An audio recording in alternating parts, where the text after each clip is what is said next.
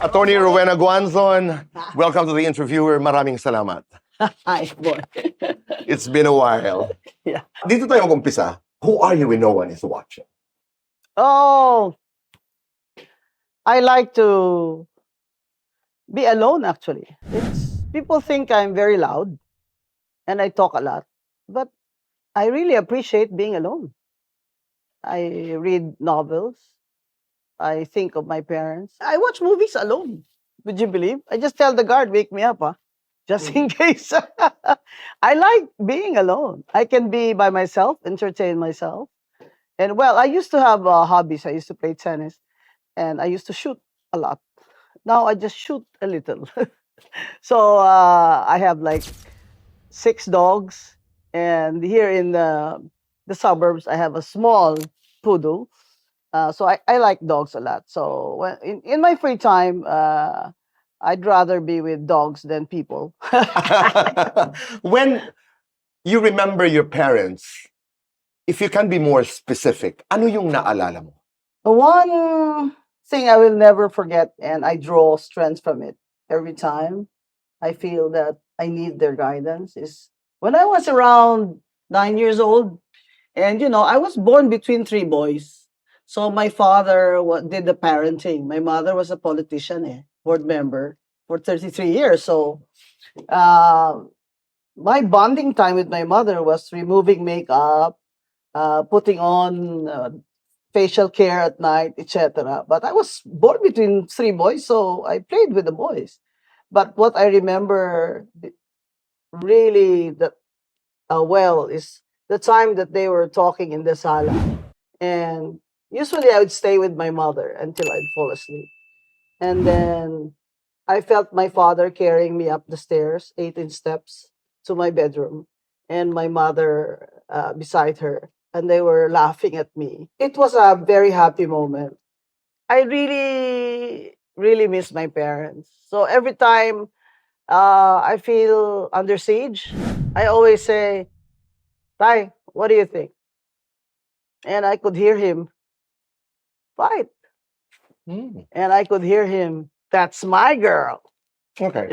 So I have these conversations in my head with my parents. I think that's how I cope with a lot of stress. If dad said fight, Yeah, anong sinasabi ng mama? choose your fights. Oh. And my mother would be the one to tell me when to forgive. Ang nakakatuwa lamang, dahil for somebody as strong as you are, for somebody as formidable as you are, ang moral compass mo, ang nanay at tatay, even sa buhay mo ngayon. Oh, yes. And Mhm. of course, I was brought up by a Protestant father, a devout Catholic mother, and my father's sister, who did not marry, took care of us. She was also Baptist. So I was sent to Silliman University when I was 12 years old. One of the best. Yeah, Christian. I had a Christian education. And so I can say pretty much that my parents really made sure that we were brought up with Christian values. When you were appointed mayor by President Cory when you were 27, which made you the youngest woman mayor of this country, how was that political experience? When President Cory took over, I was told na mag-a-appoint na si Cory. So, I called Bishop Fortich and he said, we're going to nominate you to Cory. Sabi niya, ako and the president of Sugar Planters Association, we're going to Manila to nominate you. I said, not me. I was 47. I said, may ate na lang. Kasi astig din yun. Sabi niya, no. Armin Gustilo is still alive. Ikaw kinahanlan, kaya isog ka. Sabi ko, si Bishop talaga ako pinili. So, he saw President Aquino. And he told me that for Cadiz, we nominate Rowena Guanzon. And that's how it happened. That's how it happened. That's right. And Nene Pimentel went to Bacolod to give me my appointment. Yung kabuuan ng iyong karera, from politics to government service, and I'm talking about COA, the Commission on Elections, politics, even as a commentarist today, because you're one of the most powerful commentarists in my list. Ano yung pinaka-importanteng leksyon sa politika na baon-baon mo araw-araw? Sa akin kasi, ang standard ko is, if I can sleep with myself at night. Yung sinabi nila na, bakit daw ako nag-Sara Duterte? I never hit Sara Duterte in the campaign. I was just anti-Marcos because I knew na siya naman magpipresidente. Bakit ko naman naawayan yung Sara Duterte? Hindi ko naman kilala yun. Vice President lang naman tinatakbo nun. And they cannot say na hindi ko sinuport si Kiko. Kahit dun sa mga maliliit na mga rally dyan sa Quezon City, pinupuntahan ko. Tataas ko yung kamay ni Kiko where I was popular. Right. Alam ko naman na matatalo, pero I was committed, di ba? Ang ano ko lang is, I live by my principles. And, hindi pwedeng i-compromise ko yun. Di ba? People try to bribe me in Comelec. Hindi naman pwede. Awayin nila ako para, to shut me up. Hindi rin pwede. Di ba? Lalo na ngayon, di ba? When I have 2 TV shows, di ba? And some people are saying, oy, hinahinay ka naman dyan sa ganyan, kaibigan natin yan. Kaibigan mo yan, hindi ko naman yan kaibigan. So, I mean, I don't compromise on my principles. Babalikan ko lamang yung Sara. I would make a guess kung bakit your critics are saying, bakit siya ngayon nakisara? Naalala ko, you made a very strong stand about former President Duterte when you were in the commission. Yes, but The substitution, remember? I did not disqualify him. No, you did not. And you also heavily criticized him on the Nun, remember the misogynistic comments of... Oh, of course. I was chair of the did. gender committee. Ako yun lang ang nakikitang koneksyon na parang, ay, ba't ka kumakampi ngayon sa anak? You were criticizing the father. Teka, si Digong ba, si Sara Duterte? No, correct. Bakit? Di ba yan magkaiba? Di ba babae ito? Ito na ako sa babae. Di ba? Sure ako na walang shenanigans ito. Zero itong administration na ito sa anti-drugs. Sumobra naman si Digong doon sa anti-drugs. Ang EJK naman. But I have always been consistent. You have. I am against extrajudicial killing. But I said, nung dinakip nila si Digong, sobra na yun. Naawa kay Kitty. And I told Kitty personally. And I told friends who are Duterte personally, that's when I turned. Hindi naman kailangan gawin yan eh. And look, Bam Aquino agrees with me. Nauna ako magsabi, o yan si Bato at si Bongo. Eh dito na sila elitist. Kasi sabi naman ng administration, the justice system is working. Oh, in fact, the justice system is working that Bongbong Marcos is now being required by the Supreme Court to comment on whether or not he should have a hair follicle test. Oh, the justice system is working. So, hindi ba ICC lamang dahil we already withdrew from the Rome Statute? Ang sinasabi ko lang, kung galit kayo kay Digong, anong tingin nyo dito kay Sara? 129 million na confidential fund. Itong malita-malita, hindi kayo galit? Ano yung mga akbayan na yan? You will compromise? Kayong mga ibang kakamping na mga friends ko pa kayo dyan. But most of the lawyers naman don't think that way. Basta lang hindi si Sara Duterte. Magmamarcos na kayo ngayon. Sige, sumama kayo kay Martin. Wala na, si Martin kukulong na ni Remulla. Wala na. John Vic na kayo or whoever. Just because you don't want Sara Duterte. Ano ba ang ginawa sa inyo ni Sara Duterte? Kung may ginawa sa inyo si Digong, naka-ano na, oh. Ano siya? He's already gonna... He's a lonely, hurt man. I'm afraid that he's going to die of a broken heart even before he could die of a disease there. So, we are talking about a country that's already, a failed state. And you tell me, a Marcos candidate can still fix this? Kaya hinahamon ko sila lahat, magdebate sa akin. Ako, debatehin nyo. Hindi pa ako senador ngayon, pero fight. Attorney B, sino ang kandidato ni Marcos? Hindi pa niya alam kung sino kandidato niya. May si John Vic. Wala na si Martin kasi, di ba? May si John Vic. There were playing it up na si Lenny, baka si Marcos, nag-pink-pink pa siya na socks para lang to court Lenny. You think Lenny will run with you? I know her personally.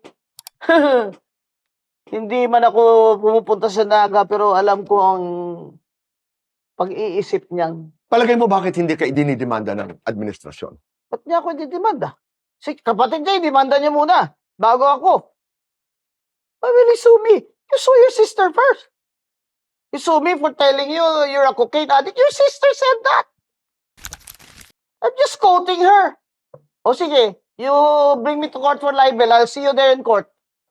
You know, you'll be required to take a hair follicle test.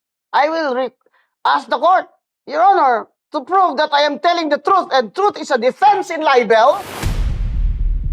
I move that the court will order Mr. Marcos Jr. to take a hair follicle test. Oh, ba't niya ako isusu, boy? Martin Romualdez, made his first, in his words, statement in the context of the Zaldico arrest in Prague, etc. Ano ang iyong Ang comment? title ko dyan is, The Scapegoat Strikes Back.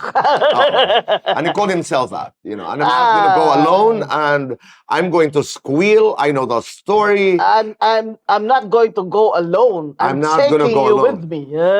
Right. Alam mo si Martin, English speaking yan eh. Waray ko nung kuning lang yan eh. Hindi naman marunong yan magwaray.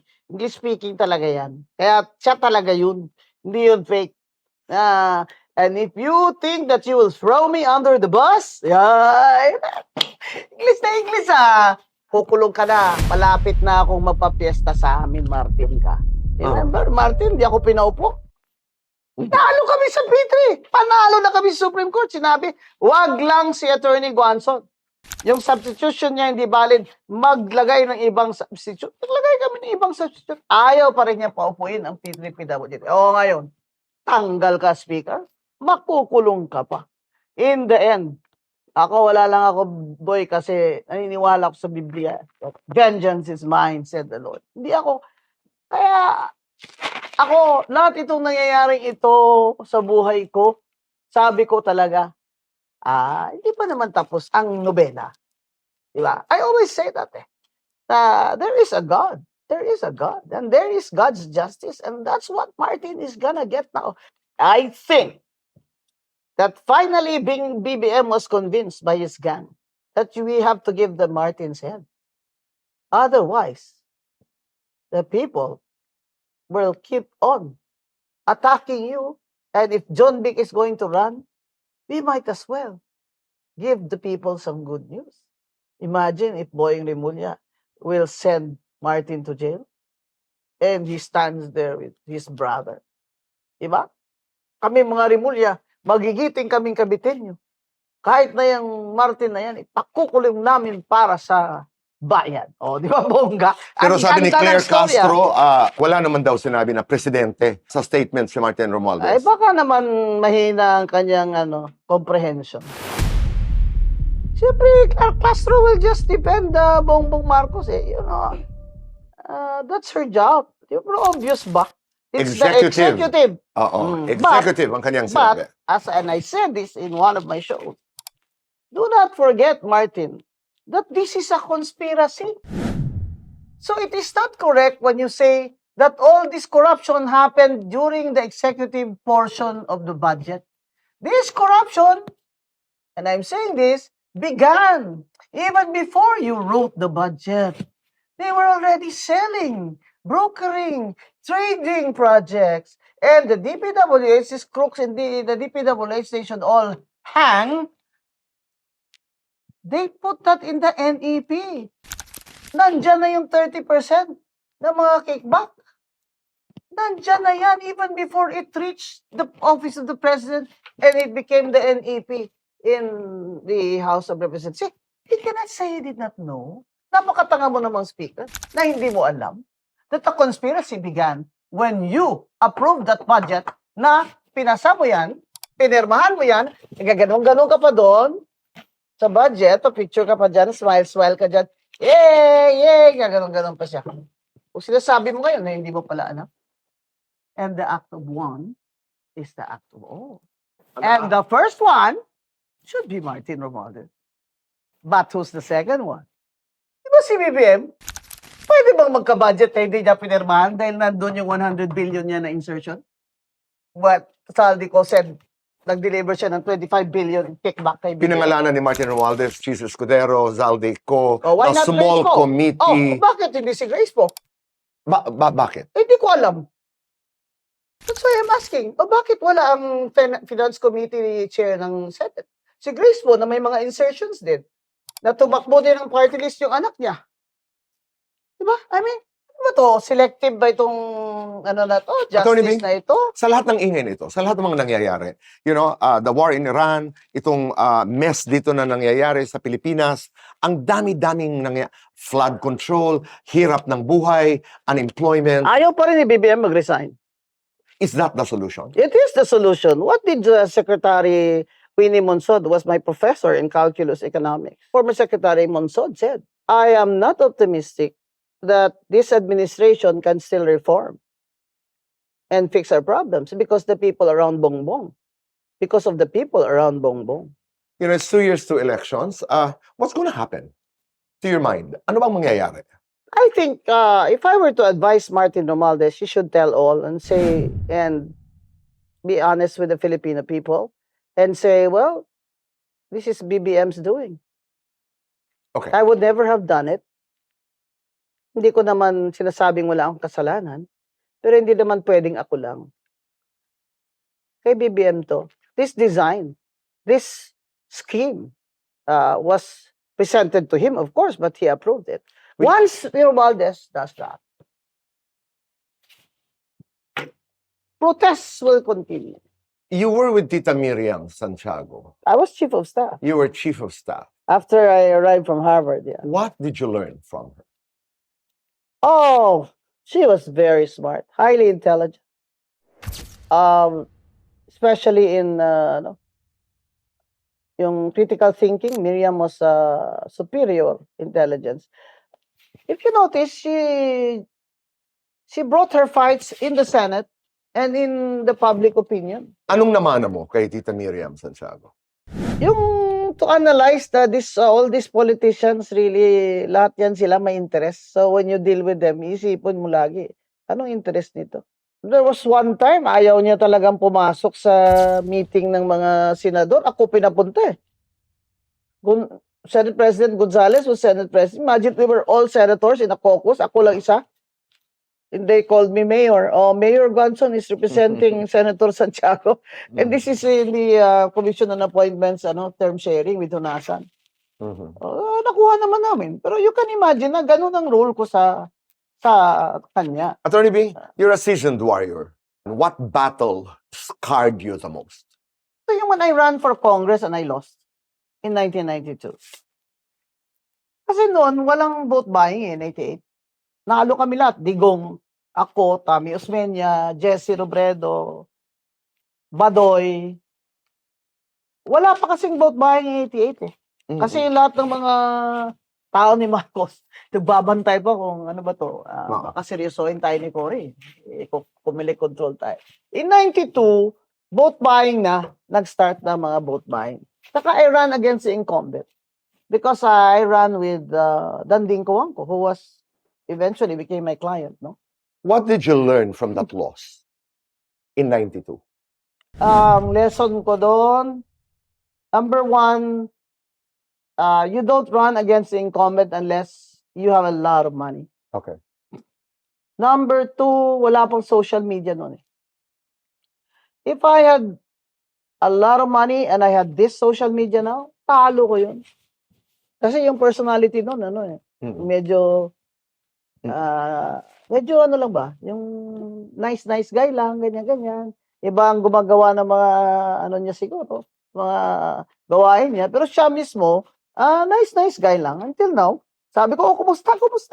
Sa president na ako, ng Homeowners Association. Kumayo ka pa. Payo ka pa, presidente ka na. Let's talk about the impeachment. Mabilisan lamang. Your thoughts? Impeachment? Golly. This impeachment is a kangaroo court. This Luistro has no shame. Imagine what they lost already the first impeachment case. The ruling is that the requirement of due process under the Constitution, should be complied with at every step of the way. So now they're doing this hearing because they want to comply with that due process. But what does it show? Does it show fairness? No. Does it show impartiality? No. Kasi si Luistro, even her, Congressman Marcoleta, she struck out his comments of the record. Buti na lang may Congresswoman Jennifer somebody from Misamis who was vice chair and put the same objection, retained it in the records because she was vice chair. And then there's Congressman Garbin. But si Marcoleta, who is really pro-Sara, talagang she struck him down. And is that fairness? Is it due process when Probable cause ang hinahanap nila ngayon, di ba? How can that be? Kasi sufficiency in form and substance lang eh. And there's a third one. Sufficiency in... Form and substance. And a third one, There's only two. may pangatlo, according to Congresswoman Luistro, sufficiency in grounds. But that's in substance. The sufficiency in grounds is already in sufficient substance. Okay. Gawa-gawa na naman siya eh. Is this going to go to the Senate?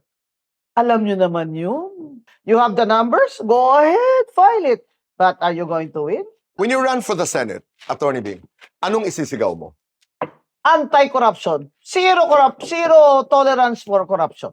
At saka talagang the system of prosecution and punishment should be reformed. Yung mga fiscal dyan na mga corrupt, tatanggalin natin yan. Siyempre, due process. Pero alam naman natin kung sino yan sila eh. Di ba? Yung mga corrupt sa gobyerno, alam din naman natin yan sila. Sa Department of Agriculture lang eh. Tingnan nyo naman ginawa nyo. Hindi na kayo naawa sa tao. Secretary Chu Laurel. Aba, yung sibuyas ngayon eh. Kamatis ngayon, 5 piso na lang 5 kilo. Grabe, pinamimigay na lang oh. Bakit ka nag-import ng sibuyas? Alam mo naman na mag-harvest na yung mga tao, lalo na yung Nueva Ecija. Grabe ka, Secretary Chu Laurel. Wala kang degree sa agriculture. Ginawa ka dyan na Secretary of Agriculture. Tapos ganito ginawa mo sa farmers natin. Nahuli ba talaga si Zaldico sa Prague? I don't think so. Because it's a deportation eh. Meaning it was not intended as a capture. Kita mo, sabi niya, kaya lang si BBM para sumikat siya, una-una na naman siya. Lagi ka na kukuryente kasi hindi ka kung sino-sino lang dyan. Eh. You'll make an announcement para nauna ka. It's not a capture. It's an immigration matter. He will be deported. Actually, boy, they don't want him to be returned to the Philippines. They don't want. That's why now they know na talaga ibabalik siya dito because that's what Prague will do. And once he's deported, he's going to squeal. That's why si Martin, yung confluence of events, makikita mo na. And you know, the health of BBM is failing. Kunyari pa siya, jumping jack siya dun eh. Sabi niya, I challenge anyone na mag-ano daw sa gym niya. Ako! Pareho na naman tayo edad eh. Ako, I'll accept your challenge. Di ba? Ano? Jumping jacks o walkathon. Walkathon, 5 kilometers sa Luneta. Sinasabi niya lang yan kung hindi niya gagawin. Paano ka magde-decide naman para sa bayan ng tama? Eh kung cocaine addict ka, Maria. Eh kung alcoholic, baka pwede pa eh. Pero cocaine addict. Hindi talaga pwede. Commander-in-chief pa. Kayo ba ni Vice President Sara nag-usap na ng formal na ikay tatakbo pagka senador sa 2028? Alam niya na po. Hindi pa kami meaning yung nakaupo na may listahan na siya. Wala pa siyang listahan eh. But she's aware that... of course she's aware. No, I mean, you know, that you want to run under her. Well, I'm sure she watches the news. Yeah, Yeah, she's okay. aware. Walang formal pang, as in your words, umupo kayong dalawa. Because Wala I pa. said I will run as an independent eh. But Okay. I will support Sara Duterte. Okay. We can listen to you forever, but we have to do fast talk. Fast talk. We'll have to do fast You're gonna talk. ask me, I watch it eh. I watch some. And Kailangan. you're gonna ask me, sex or chocolates? Sex! Mamaya-maya ho yan, okay? Narito tayo. I mean, to end this interview, we'll do fast talk with the one and the only Attorney Rowena Guanzon. Negros Occidental o Manila? Negros Occidental. Maroon o blue? Maroon. Pretty girl or pretty boy? Pretty girl. Love at first sight or love at first night? Love at first sight. Bardagulan, payapang usapan. Bardagulan. Mayor o senador? Senador. Hindi naka-Rolex o hindi naka-Gucci? Hindi naka-Rolex. Alive, aware, or awake? Awake. TikTok, Facebook. Facebook. Favorite moment with your mother? Removing makeup. Unforgettable learning from Senator Miriam Defensor Santiago. All these people have personal interest. Matigas o malambot? Matigas. Magnanakaw, sinungaling. Magnanakaw. Katotohanan o katahimikan? Katotohanan. Tapang o takot? Tapang. Fame, respect. Fame. Mind or heart? Ha. Makinig o magsalita? Magsalita. Just or compassionate? Just. Rule of law or rule of love? Rule of law. Power or influence? Power. Truth hurts or truth heals? Truth hurts. Forgive or forget? Forgive. Today's win or long-term change? Long-term change. Individual voice or collective action? Collective action. Small steps or big moves? Big moves. Serve quietly or inspire loudly? Inspire loudly. Legacy or impact? Impact.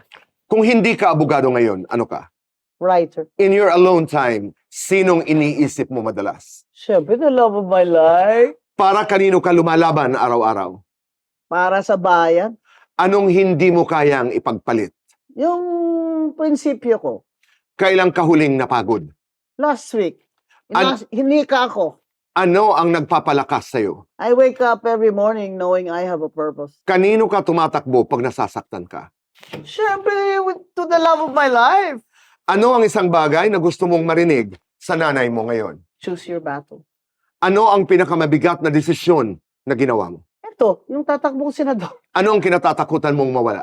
Yung respeto. Ano ang hindi mo mapapatawad? Pag nanakaw sa bayan, Tatanungin ka ng Diyos, anak, saan ka nagkamali?